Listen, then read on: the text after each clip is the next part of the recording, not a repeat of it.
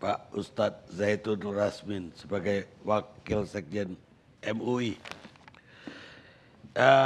Bagaimana pendapatnya dengan wacana untuk PSBB ini mau dilonggarkan? Kalau PSBB dilonggarkan, berarti misalnya ibadah yang selama ini terpaksa di rumah saja, termasuk Jumat, padahal itu bisa mungkin Jumat bisa diizinkan. Sementara yang sudahlah yang kayak tarawih boleh di rumah. Menurut MUI sendiri bagaimana? Ya.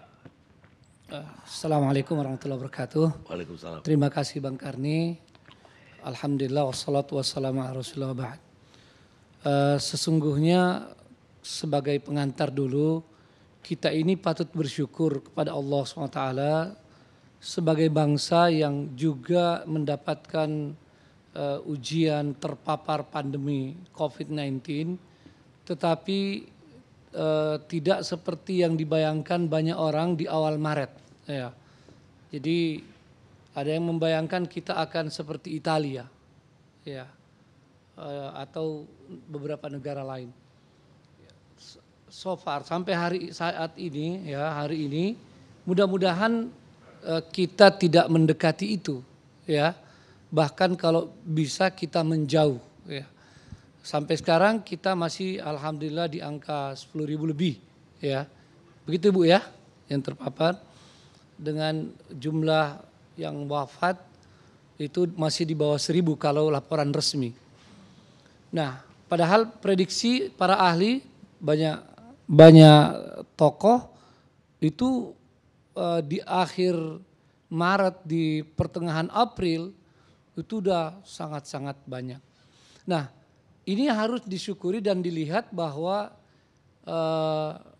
selain ini dari rahmat Allah SWT bagi kita bangsa ini, juga tidak terlepas dari kerjasama yang sudah terjadi, ya, yang sudah dilakukan oleh bangsa ini, oleh anak-anak bangsa ini, walaupun memang belum maksimal, di sana sini masih ada kekurangan-kekurangan, tetapi kita tidak menutup mata tentang adanya kesadaran yang alhamdulillah timbul dari berbagai pihak, ya, berbagai latar belakang usia, latar belakang agama, latar belakang sosial di kota maupun di desa.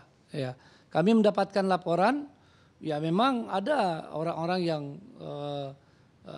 tidak peduli, tapi yang banyak itu alhamdulillah ada kesadaran. Nah, termasuk saya berbicara misalnya dengan Majelis Ulama Indonesia. Kami mendapatkan laporan bahwa kesadaran dari umat, ya, untuk melakukan social distancing, bahkan juga physical distancing ini itu cukup bagus, ya, cukup bagus alhamdulillah. Padahal kita tidak ada lockdown, ya, bahkan PSBB itu juga sangat lambat dan hanya di beberapa daerah. Nah, sehingga kita melihat bahwa fatwa dari Majelis Ulama Indonesia yang dikeluarkan tahun nomor 14 tahun 2020 ini itu telah memberikan arahan dan dipatuhi oleh banyak daripada umat. Memang orang sering mengatakan, wah masih ada banyak masjid yang buka, ada yang Jumat, ada yang sholat wajib 5 waktu. Tapi kalau dibandingkan dengan yang tidak buka, jauh lebih banyak yang tidak buka. Ya, untuk Jakarta misalnya, kami dapat data-data tentang hal tersebut. Nah, karenanya makna kesyukuran kita itu mari pertahankan, ya, mari pertahankan dan terus kita tingkatkan sampai benar-benar kita memastikan bahwa kita sudah berhasil melewati titik puncak, ya, dari pandemi ini, ya. Dan sekali lagi seperti yang kami dengarkan juga tadi dari Mas Sandiaga Uno, lalu Ibu Dr. Herlina, bahwa jangan kita menganggap remeh, ya. Jangan baru ada sedikit tanda-tanda yang membaik, ya. Tiba-tiba kita menjadi longgar. Nah, kalau itu terjadi seperti pertanyaan Bang Karni, kita tidak bayangkan bagaimana arus balik, ya, umat kita untuk tidak peduli lagi pada social distancing. Misalnya masjid-masjid. Sekarang masjid-masjid banyak yang punya kesadaran untuk tetap tidak melaksanakan sholat tarawih dan sebelumnya tidak sholat Jumat. Ya. Alhamdulillah kalau sholat Jumat ini sampai sekarang masih lebih banyak yang konsisten. Ya. Dan ini juga kadang-kadang aneh. Ya. Jadi sholat Jumat tetap konsisten tidak diadakan, tapi tarawih diadakan. Ya. Padahal tarawih itu sholat sunat, ya, yang pada asalnya juga tarawih itu harusnya di rumah atau lebih afdal di rumah. Ya. Nah, dan anjuran tentang itu sangat jelas. Tetapi ya inilah fenomena di masyarakat kita. Kadang-kadang masyarakat tidak bisa dicegah, ya, tentang itu. Tapi kita lihat bahwa ada semangat, ada kerinduan untuk kembali ke masjid. Ini dirasakan oleh umat Islam, ya, yang tentu saja kalau itu tidak terbendung maka memang akan berakibat fatal karena kaum muslimin mayoritas di negeri ini dan juga mereka kebanyakan cinta ke masjid, ya. Nah, karena itu dari Majelis Ulama Indonesia tentu tidak setuju kalau ada pelonggaran, ya.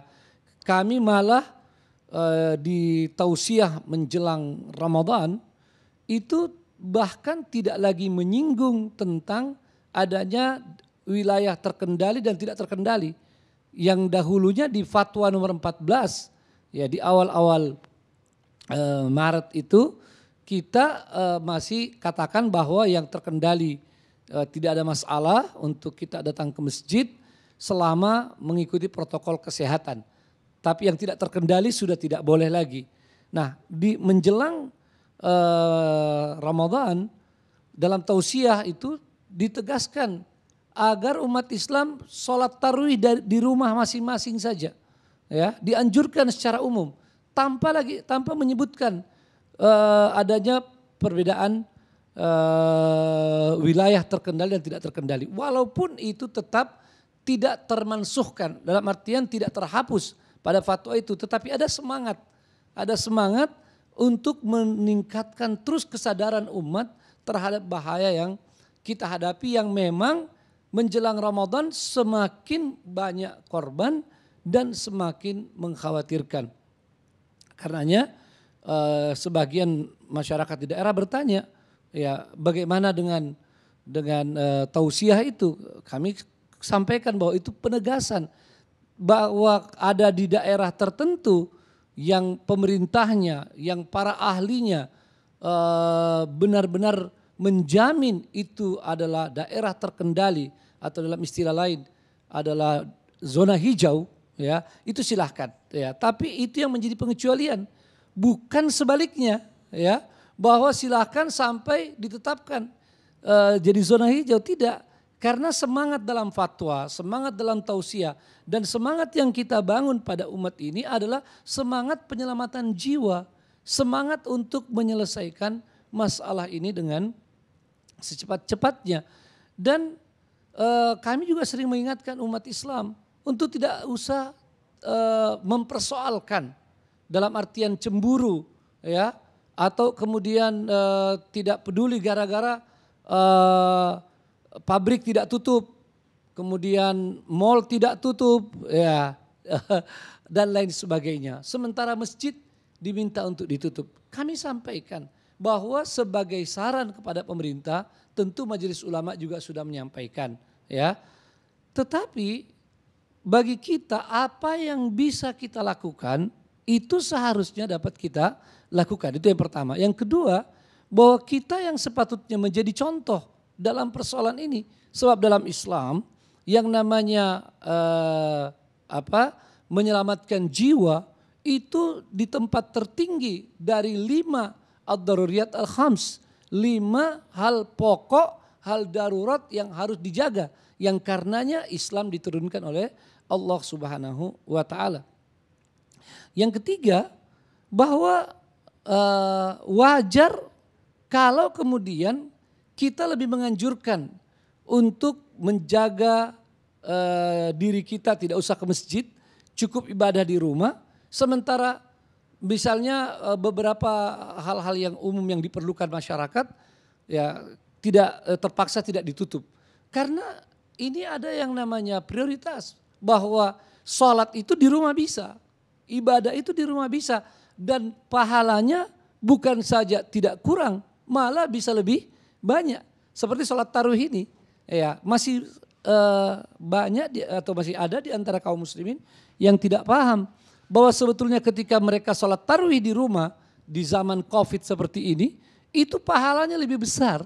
Ya, selain asalnya memang tarawih itu di rumah, juga bahwa itu lebih sesuai dengan ajaran Islam, mengikuti petunjuk Allah dan Rasulnya. Karena itu kami sangat berharap ya pemerintah tidak berwacana untuk melonggarkan PSBB ini, ya. Bahkan kalau perlu wilayah-wilayah yang belum PSBB padahal sudah sangat mendesak, dipercepat saja. Lebih cepat lebih baik dan lebih seragam atau lebih banyak wilayah PSBB di Indonesia secara seragam akan lebih cepat ya kita mengatasi pandemi ini, insya Allah ya. Dan mari kita sedikit bersabar. Kalau melihat kejadian di zaman Nabi Yusuf alaihissalam, ini kan patut menjadi pelajaran. Ya, Nabi Yusuf alaihissalam bermimpi, raja bermimpi, lalu kemudian minta takwil mimpi kepada Nabi Yusuf alaihissalam. Waktu itu masih di penjara. Ya.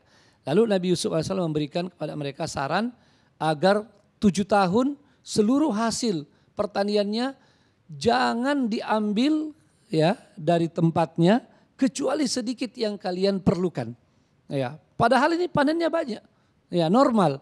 Tapi ini menghadapi 7 tahun yang paceklik setelah itu.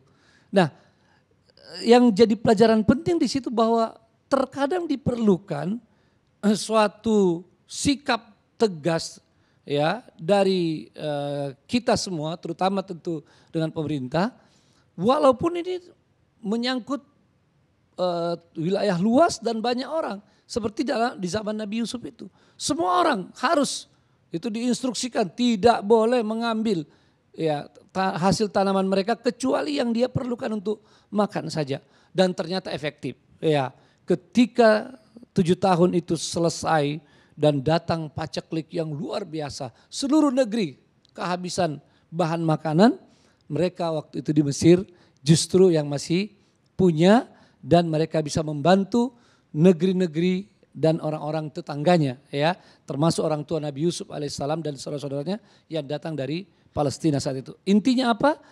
Kedisiplinan, kesabaran ya, dan memang mau berkorban. Ya, saya kira negeri kita yang punya sumber daya yang luar biasa dan kaya raya, alhamdulillah masih cukup memiliki sesuatu yang bisa dibagikan kepada masyarakat atau bahkan modal usaha. Karena tadi kita berbicara masalah usaha, saya yakin kalau pemerintah ingin melihat sumber-sumber bantuan termasuk pada UMKM masih bisa, ya masih banyak yang bisa dilakukan sehingga semuanya bersabar dan kita keluar dari pandemi ini insya Allah sebagai pemenang-pemenang. Saya kira demikian. Baik, terima kasih Ustadz. Kita rehat dulu pemirsa.